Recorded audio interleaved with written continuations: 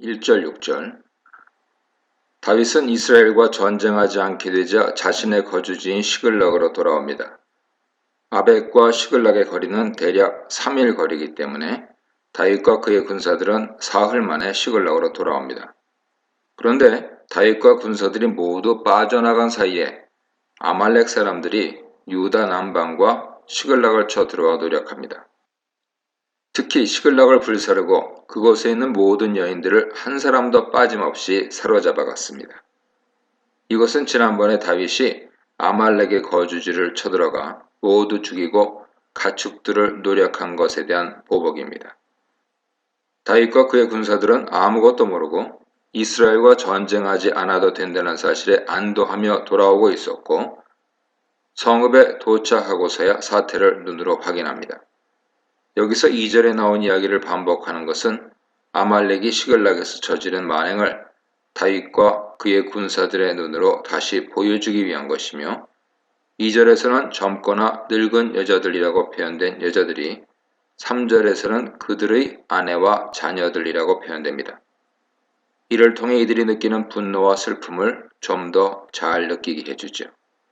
이 모습을 본 다윗과 함께한 백성들이 큰 소리로 울었습니다.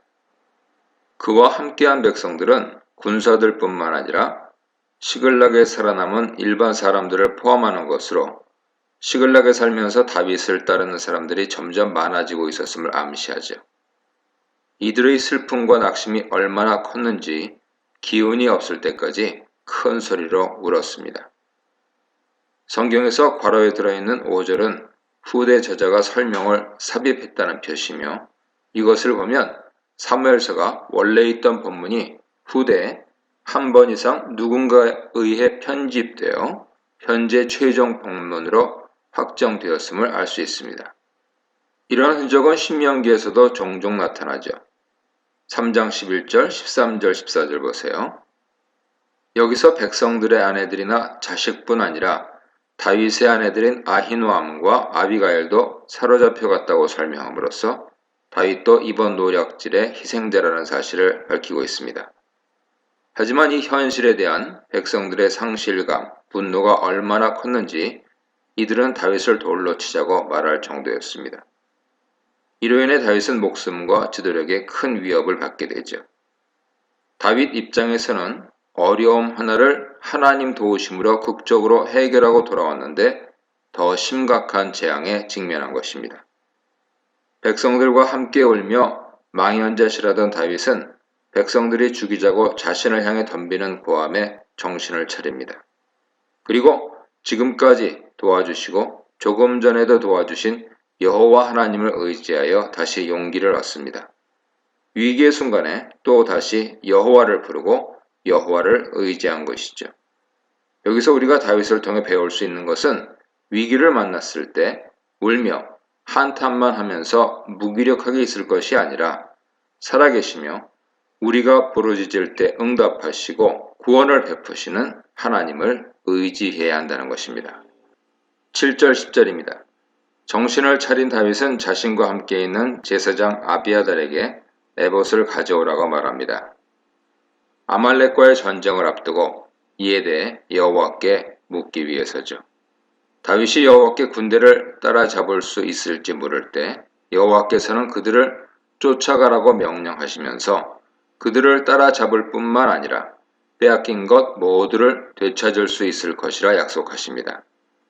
이것은 이번 전쟁에 하나님께서 함께 하시겠다는 의미죠. 이런 다윗의 모습은 블레셋과의 전쟁을 앞두고 꿈으로도 우림으로도 선지자로도 여호와의 응답을 받지 못했던 사울 모습과 대조됩니다. 여호와께로부터 오는 응답이 여호와와 함께 앉아가 누리는 복이죠. 하나님의 약속을 받은 다윗은 군사를 이끌고 부솔 시내로 갑니다. 여기서 다윗은 군사를 두 부대로 나누는데 너무 지쳐 계속 행군하기 어려운 200명은 부솔 시내에 남기고 400명만 줄여서 계속 추격했습니다. 다윗과 그의 군사들은 사실 3일을 걸어서 아벡에서 돌아온 직후이기 때문에 체력적으로 힘든 상태였죠. 이들 중에 좀 더 약한 군인들은 계속되는 추격전을 감당하기 힘들었을 것입니다. 본문에 따르면 이들은 거의 죽을 만큼 피곤했다고 말합니다. 그래서 다윗은 이들을 배려하여 200명은 부설에 남겨두었습니다. 사실 600명도 아말렉을 추적하여 그들의 거주지를 공격하기에는 많은 숫자가 아닙니다.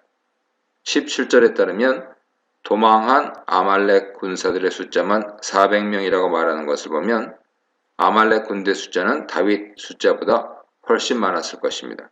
하지만 다윗은 전쟁은 여호와의 손에 있을 뿐 사람 수의 많고 적음에 있지 않다는 사실을 믿었고 하나님께서 주신 승리의 약속을 믿었기에 200명의 연약한 군사들을 남겨둘 수 있었던 것입니다.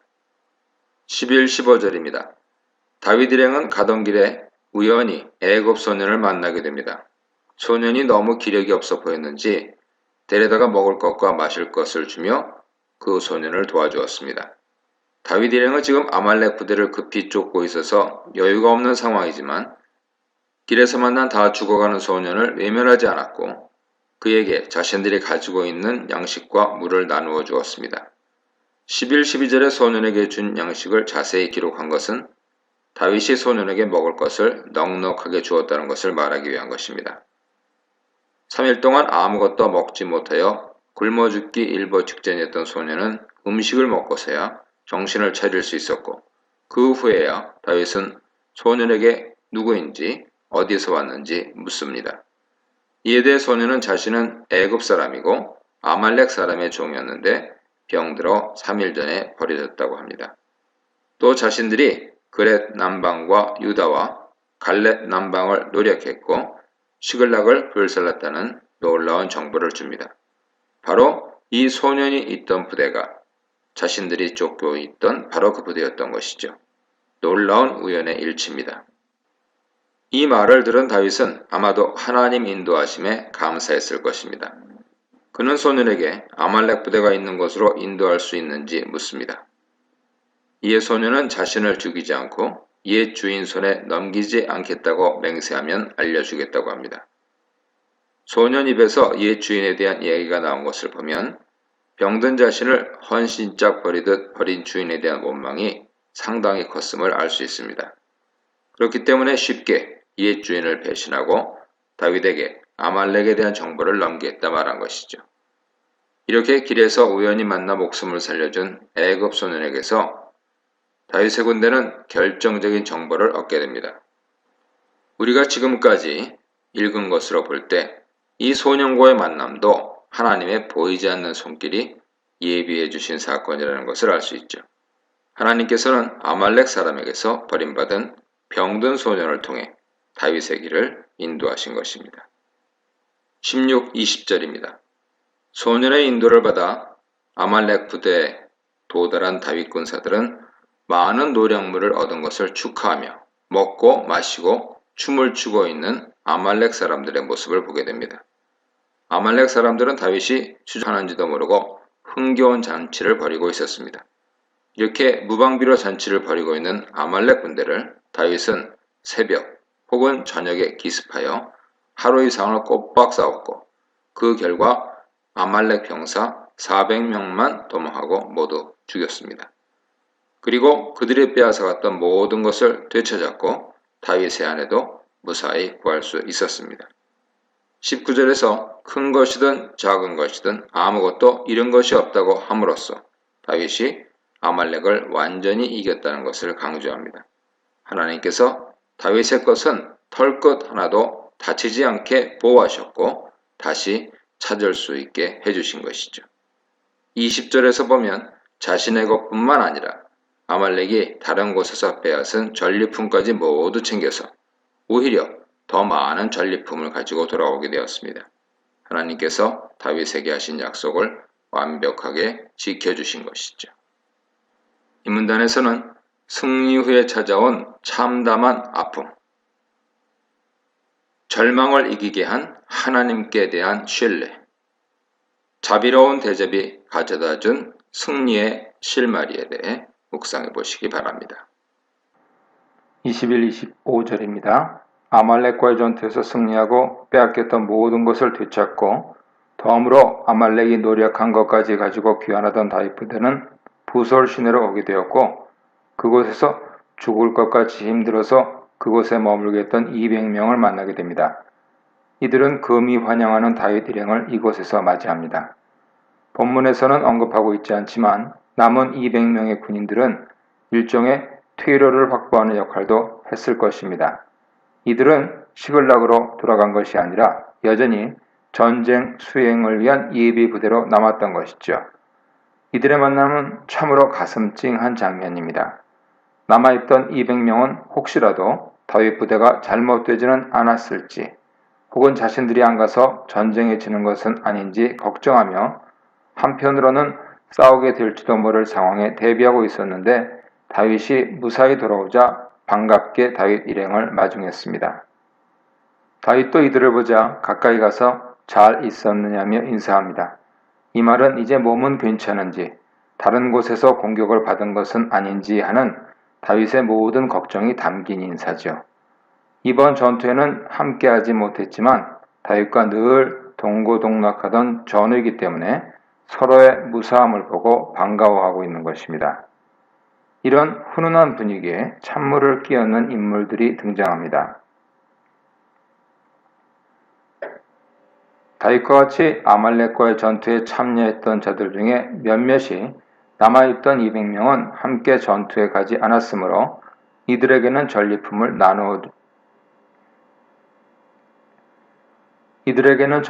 나누어주지 말자고 주장한 것이죠. 도로 찾은 물건이라고 번역했지만 단순히 원래 빼앗겼던 물건만을 말하는 것이 아니라 아말렉 사람에게서 빼앗아 온 모든 전리품을 포함하는 것입니다. 대신에 되찾아온 그들의 아내와 자녀들만 데리고 가게 하자고 요구합니다. 본문은 이들을 모든 악하고 불량한 자들이라고 부르고 있습니다. 이것은 다윗의 600명의 군사들 사이에 특별히 악하고 불량한 사람들이 섞여 있었다는 의미가 아니라 이렇게 동료들에게 노획물을 하나도 나누어 주지 말자는 사람들을 악하고 불량한 자들이라고 부른 것이죠. 호칭 속에 이미 이들에 대한 화자의 평가가 들어 있습니다. 성경에서는 화자가 종종 인물 성격이나 성품을 평가하는 경우가 있는데 대표적인 것이 25장에서 나발 아비가일의 경우죠. 화자의 관점이나 평가 기준은 하나님 관점과 동일한 것으로 여기기 때문에 이들의 평가를 우리는 정당한 것으로 받아들입니다. 이런 말을 들은 다윗은 자신의 모든 군사들을 향하여 나의 형제들이라고 부릅니다. 이것은 600명 모두가 그동안 함께 고락을 나눈 동료이자 형제라는 것을 상기시키는 표현이죠. 다윗은 이 전쟁이 우리가 싸워 승리를 얻은 전쟁이 아니라 여호와께서 우리를 보호하시며 적군을 우리 손에 넘겨주신 여호와의 전쟁이라는 사실을 일깨워줍니다. 전리품도 여호와께서 우리에게 주신 것이기 때문에 전투에 직접 참여한 자들이든 후방에서 머물러 있던 자들이든 동일하게 분배해야 한다 말합니다. 그동안 다윗은 전쟁이 여호와의 손에 있다는 사실을 알고 몸소 실천하며 살았습니다. 혼자 싸우는 것도 소수의 병사로 싸우는 것도 두려워하지 않았습니다. 이제 다윗은 그 사실을 자기와 함께한 군사들에게도 가르쳐주고 있습니다. 전쟁이 여호와의 손에 있기에 전쟁에서 얻은 전리품도 여호와께서 거두어 주신 것이라는 말이죠. 이것은 200명이 전쟁에 나갔는지 여부가 승패에는 전혀 영향을 주지 않았다는 뜻이며 전쟁에 참여한 400명 대신에 이 200명이 나갔어도 이겼을 것이라는 뜻입니다. 여호와께서 전쟁을 이기게 해주겠다 약속하셨기 때문입니다. 따라서 전쟁에 참여한 자들만 전리품을 갖고 참여하지 않은 자들은 기여도가 없기 때문에 전리품을 나누어 주지 않는 것이 공평하다고 생각하는 사람들에게 하나님 백성은 모든 것을 하나님께서 주시는 것으로 생각하고 모두 잘 살 수 있도록 골고루 나누어 가져야 한다 가르쳐 줍니다. 다윗은 이것을 이스라엘의 규례와 율례로 삼았는데 오늘날까지 그 원칙이 지켜지고 있다고 말합니다. 여기서 다윗은 하나님의 원칙들로 법률을 만들고 백성을 다스리는 왕 모습을 보여주고 있죠. 사람들이 자신이 가진 지위나 재물이나 학식 등을 자신이 잘해서 얻은 것이라 생각하고 자신을 위해서만 사용하는 경우가 많습니다. 하지만 하나님의 자녀인 우리는 우리가 가지고 있는 대부분의 것이 하나님께서 거저 주신 것이라는 사실을 인식해야 합니다. 좋은 가정환경, 좋은 부모, 자랑스러운 외모, 지적 능력, 적당한 시기, 좋은 친구, 좋은 선생님, 좋은 배우자, 훌륭한 자식 등 우리 인생에서 결정적으로 중요한 것들은 내 노력을 통해서 얻은 것보다 하나님께서 거저 주신 것들이 더 많습니다. 우리 주위에는 처음부터 가진 게 별로 없는 상태에서 살아가는 사람들도 많이 있습니다. 많이 가진 사람은 그것을 자랑하라고 주신 것이 아니라 이웃들과 나누라고 주신 것이고 서로를 도움으로 하나님의 사랑과 형제의 사랑을 느끼며 살도록 하신 것이죠. 26, 31절입니다. 다윗은 군사들과 함께 전리품을 가지고 시글락으로 돌아온 뒤에 그중 일부를 유다의 장로들에게 선물로 보냅니다. 그는 유다 장로들을 동료 혹은 친구들이라고 부르는데 다윗도 유다 지파 출신이기 때문입니다. 다윗은 자신이 노획한 물건들을 자신의 부를 축적하는데 사용하지 않고 유다 사람들과 나누며 여호와께서 자신을 아말렉과의 전투에서 이기게 하셨다는 사실을 널리 알렸습니다. 다윗이 노획물들을 유다 장로들에게 보낸 이유는 여러 가지인데 첫째는 아말렉에게 노략당한 유다 지파 사람들을 위로하기 위한 것입니다. 아말렉이 이번에 노략한 지역에 유다 지방과 갈렙 남방이 있었습니다. 그러므로 다윗이 가지고 있는 물품들 중에는 아말렉이 유다 지방에서 빼앗아온 것들도 상당수 포함되어 있었을 것입니다. 그러므로 다윗이 유다 장로들에게 선물을 한 것은 아말렉에게 빼앗긴 것의 일부를 돌려주면서 그들을 위로하기 위한 것입니다. 본문에서 언급된 성읍들은 모두 유다 남부에 위치해 있는데 이것은 결국 다윗이 왕으로 등극할 때를 대비해서 지지 세력을 만들어 놓기 위한 전략이었습니다. 31절을 보면 다윗과 그의 사람들이 왕래하던 곳에 보냈다고 말하는데 이것은 다윗이 블레셋에 있는 동안 틈틈이 이들과 교류하며 자신이 이스라엘로 돌아갈 수 있는 기반을 만들고 있었다는 것을 말해줍니다. 맨 마지막에 언급된 헤브론은 겐 사람 지역이고 후에 다윗이 왕으로 추대되는 곳이죠. 그러므로 유다 지파 사람들은 후에 그가 왕으로 등극할 때 확실한 그의 세력이 되어 주었습니다. 다윗은 아주 곤란한 상황에 놓였던 아벡에서 극적으로 빠져나와 하나님의 역사하심을 감사하며 돌아왔을 것입니다. 그런데 그의 눈앞에 펼쳐진 모습은 끔찍하기 그지없었고 낙심할 수밖에 없는 상황이었습니다. 왜 하나님께서 선택하신 왕이라고 하는 나에게 계속해서 시련을 주실까 생각하며 원망했을 수도 있습니다. 하지만 이 모든 일이 지나고 현재 시점에서 일련의 사건들을 되돌아보면 아말렉 노략질로 인해 그가 잃은 것은 하나도 없고 오히려 하나님의 역사하심을 목도했으며 더 많은 노획물을 얻을 수 있었습니다. 이를 계기로 왕으로서 위엄을 세우고 또한 유다 지파 사람들과도 돈독한 유대 관계도 형성할 수도 있었습니다.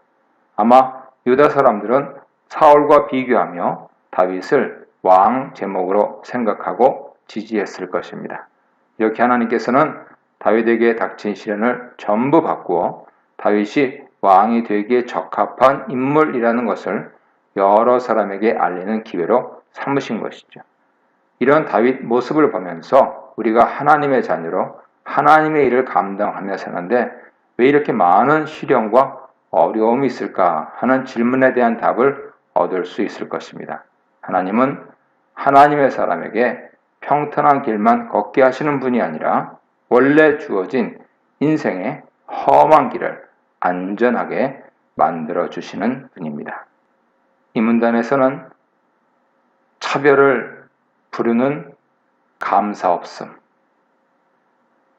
모두를 형제 되게 하는 은혜, 자격 없는 자에게 호의를 베풀게 하는 은혜에 대해 묵상해 보시기 바랍니다. 2절 28장에서 엔돌에 신접한 여인에게 신탁을 받은 사울 이야기와 연결되는 내용입니다. 블레셋과의 전투를 앞두고 불안한 사울은 전쟁이 어떻게 될지 묻기 위해 여호와를 찾았지만 아무런 응답이 없었고 결국 신접한 여인을 찾아가 비정상적인 방법으로 하나님의 신탁을 듣게 됩니다. 여기서 이스라엘이 전쟁에서 지고 내일 전투에서 사울과 그의 아들들이 죽을 것이라는 신탁을 받습니다. 이런 기막힌 신탁을 듣고 사울은 그 밤에 돌아갔고 그 다음 날이 바로 31장입니다. 그런데 31장에서 이스라엘과 블레셋 전투는 아주 간단하게 서술됩니다. 블레셋 사람들이 이스라엘을 쳤고 이스라엘 사람들은 도망했고 일부는 길보아 산에서 죽임당했습니다. 참고로 고대 전투 무기는 칼, 활, 창 등 모두 관통상을 입히는 무기들이기 때문에 죽임을 당한 자라는 단어는 관통상을 입은 자라는 단어에서 유래합니다. 이스라엘은 변변히 싸워보지도 못하고 도망다니다 죽임당했습니다. 28장 19절 예언처럼 하나님께서 이스라엘을 블레셋 손에 넘기셨기 때문이죠. 하나님께서 다윗의 손에 아말렉을 넘기셔서 아말렉이 제대로 싸워보지도 못하고 도망간 것과 반대되는 모습입니다. 예언대로 블레셋 사람들이 사울의 세 아들 요나단, 아비나답, 말기수아를 죽입니다. 2절에서 화자는 블레셋 사람들이 사울과 사울의 세 아들을 죽이기로 작정하고 집요하게 추적하여 이들을 죽였다고 말하고 있습니다. 하나님께서 사울에게 예언하신 것이 이루어진 것입니다.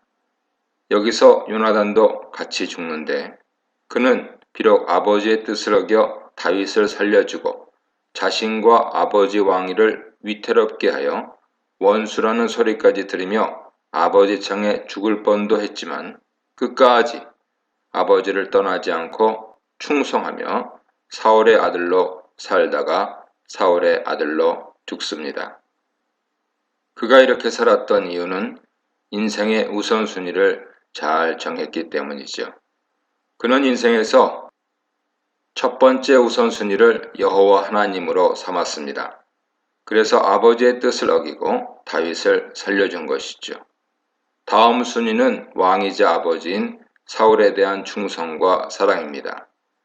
사울이 자신을 미워하고 싫어했지만 아버지 아들로서 한 나라의 왕자로서 의무를 다하며 아버지 곁에 머물렀고 아버지와 같이 죽었고 죽어서도 아버지가 받는 수치와 모욕을 함께 받았습니다.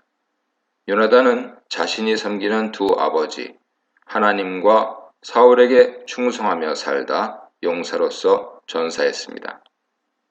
3절 6절입니다. 아들들의 죽음을 간단하게 언급한 것과는 달리 사울이 어떻게 죽었는지 본문은 자세하게 말하고 있습니다. 3절에서 사울이 패전하매로 번역되었는데요. 원문의 뜻을 살려 해석하면 전쟁이 사울에게는 감당할 수 없이 무거운 것이었다는 의미입니다. 그동안 사울 전쟁은 하나님께서 함께 해주셨거나 요나단이 함께 하거나 다윗이 함께 싸웠습니다. 그동안은 하나님께서 함께 해주셨기 때문에 무거운 줄 모르고 감당할 수 있었지만 혼자 싸우는 지금은 감당하기 어려울 정도로 무겁고 힘든 짐이 된 것입니다. 결국 지금은 하나님께서 사울과 함께하지 않으신다는 뜻이죠. 사울은 싸우다 힘에 부쳐 도망했고 도망하다 활에 맞아 중상을 입었습니다. 사울은 더는 도망할 수 없다는 것과 오늘 죽음을 피할 수 없다는 것도 알게 됩니다. 하나님의 신탁이 이루어질 것임을 간파한 것이죠. 그래서 기왕 죽을 바에 할례받지 않은 블레셋 사람의 손에 모욕을 당하며 죽지 않고 덜 모욕적인 죽음을 택하고 싶었습니다. 할례받지 않은 블레셋 사람이라는 표현은 이스라엘 사람들이 블레셋 사람들을 비하하며 부를 때 쓰는 표현으로 다윗이 골리앗에게 사용했었죠. 사울은 자신의 무기 등자인 수행원에게 죽여달라고 부탁했지만 그는 무서워서 하지 못했습니다. 결국 사울은 스스로 자기 칼 위에 넘어져 죽습니다. 그의 무기 든 자도 사울 죽음을 보고 따라 죽습니다. 6절은 사울과 그의 아들들과 무기 든 자의 죽음을 다시 언급하면서 하나님의 신탁대로 같은 날 모두 죽었다는 사실을 확인해주고 있습니다. 사울은 평생을 블레셋과 싸우다 결국 블레셋과의 전투에서 죽게 되었습니다. 7절 10절입니다. 7절은 전쟁이 완전히 끝난 후의 상황을 설명하는 부분으로 이스라엘 골짜기 건너편에 있던 사람들은 모든 것을 남겨두고 도망갔고 요단 동편에 있던 사람들도 도망했습니다. 사울이 죽은 후에 블레셋은 북으로 이스라엘 지역과 동으로 요단 동편까지 진출하여 살았다고 우리에게 알려줍니다. 이런 블레셋의 확장은 사울이 왕권을 잡은 초기 상황으로 돌아간 것으로 보입니다. 이스라엘이 왕을 세워달라고 요청한 이유가 블레셋의 강성함을 보고 그들에 대한 두려움을 느꼈기 때문이었는데 사울의 마지막 순간 상황은 왕을 세운 효과가 거의 없는 것처럼 보입니다. 이것은 이스라엘이 강성하기 위해서는 왕이 필요한 것이 아니라 하나님이 필요하다는 것을 다시 한번 깨닫게 해주죠. 8절 10절은 사울 시체를 모욕하는 블레셋 사람들의 모습을 그리고 있습니다. 전쟁이 끝난 다음 날 블레셋 사람들은 전리품을 챙기기 위해 전쟁터를 돌아다녔습니다. 고대 사회에서는 물건이 귀했기 때문에 죽은 병사들이 입고 있던 갑옷이나 무기들을 전리품으로 챙겼습니다. 이렇게 돌아다니던 중 블레셋 사람들은 사울과 세 아들이 길보아산에서 죽은 것을 발견합니다. 사울의 죽음을 빌어서 알게 된 것이지요. 블레셋 사람들은 사울의 머리를 베고 갑옷을 벗기고 사자들을 보내어 블레셋 전역과 산당에 사울의 죽음을 알립니다. 이스라엘 왕 사울의 죽음은 블레셋에게는 큰 경사이며 축하할 일이기 때문에 산당에 알려 감사 제사를 드리려고 한 것이죠. 그래서 사울의 죽음을 감사하기 위해 사울의 가복은 아스타롯 신전에 보관합니다. 이전에 골리앗을 죽여 머리를 베고 그의 칼을 노베에 있는 성소에 둔 것과 비슷하지요. 이제 상황이 역전되어 블레셋에게 모욕을 주던 이스라엘이 블레셋에게 모욕을 받고 있는 모습이 더 잘 드러납니다. 그의 시체는 이스라엘 산지에 있는 벳산 성벽에 못 박아 놓는데 12절에 보면 사울 시체와 함께 세 아들의 시체도 같이 못 박아 놓았습니다. 이것은 사울 시체가 안장되지 못하게 하여 죽은 자를 철저하게 욕보이는 행동이죠. 사울이 두려워하던 일이 죽은 후에 자신의 시체에 행해진 것입니다. 11, 13절입니다. 이 소식이 요단 동편 지역에 살고 있는 길르앗 야베스 사람들에게 알려집니다. 사울은 이전에 암몬의 손에서 길르앗 야베스 사람들을 구해준 적이 있었죠. 10장 11장 보세요.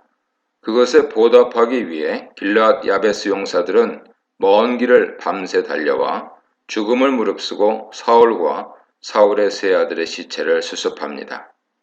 시신을 야베스로 가져가 그곳에서 화장하고 야베스에 있는 에셀나무 밑에 그의 뼈를 묻어주고 그를 위해 7일 동안 금식하며 애도를 표합니다. 12, 13절에서는 길르앗 야베스 사람들의 행동을 자세히 설명하는데 이들이 사울에 대해서 매우 용감하고 신의 있고 예의 바르게 행동하고 있다는 것을 강조하고 있습니다. 사울이 처음 왕이 되어 아직 순수할 때 이들을 구원하고자 하는 열망 하나로 이스라엘 사람을 모아 암몬과 전쟁에서 이들을 구했는데 그 은혜를 자신이 죽은 후에 이와 같이 정중한 장례로 보답받게 된 것이지요. 선을 선으로 갚으시고 악을 악으로 갚으시는 하나님 모습을 볼 수 있습니다. 하나님께 선택을 받아 왕으로 뽑혔던 늠름하고 순수했던 사울은 왕권을 잡으면서 하나님 말씀에 불순종하는 타락의 길을 걷게 되었고 하나님께 버림받아 비참한 최후를 맞이했습니다.